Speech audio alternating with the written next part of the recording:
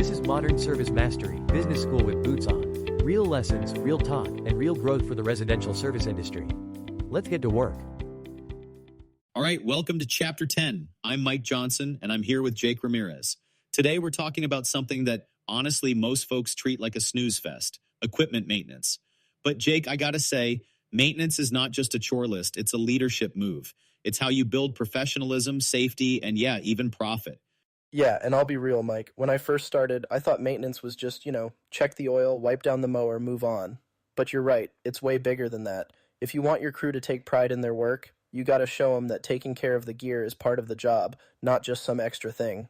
Exactly. And here's the kicker. Companies that actually do preventive maintenance see up to 70% fewer breakdowns. That's not me making it up. That's McKinsey & Company research. And their assets last 25% longer.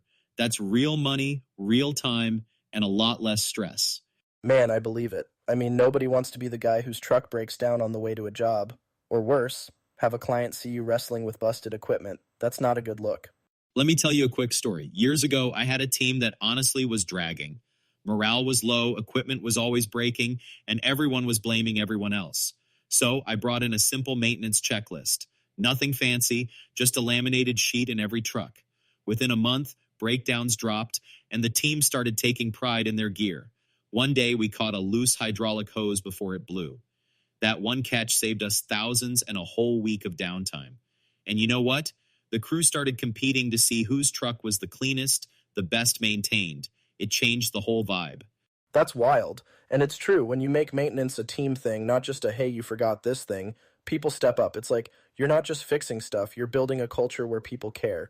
And that's what keeps you moving forward, not stuck on the side of the road. So, let's talk about checklists. I used to think they were just for pilots or like brain surgeons. But man, every asset, your truck, your blower, even your safety cones, should have a checklist. And not some generic thing, but one that actually fits what you use. Absolutely, and it's not about red tape. It's about protecting yourself from those oh no moments. Think of it as your daily stage check before the show starts. Every good contractor is a stage manager, whether they know it or not. And the walkaround, don't get me started. 3 minutes, that's all it takes. I remember this one time I was doing my morning walkaround, and I spotted a damaged extension cord. If I hadn't caught it, we would have lost a whole day waiting for a replacement, and the client would have been ticked. Instead, we swapped it out, no drama, and the job went smooth. It's those little things, man. Yeah, and it's not just cords. It's ladders tied down, first aid kits stocked, trash bags in the truck. Skip it once, you feel off. Skip it 3 times, and you're in trouble. And you gotta assign it. 1 person per truck every day. If it's everyone's job, it's nobody's job. Make it a habit, and suddenly you're not getting those, boss, the sprayer's jammed again calls. You're ahead of the game. And when you catch something early, you're not just saving money, you're building trust. The crew sees that you care, and they start caring too. That's how you get buy-in, not just compliance. All right, so you've got your checklists, you're doing your walkarounds. Now what? You need a way to report issues fast and keep your team moving. That's where the equipment repair request form comes in.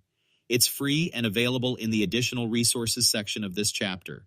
Use it to document, flag, and notify the shop before a small problem becomes a costly delay.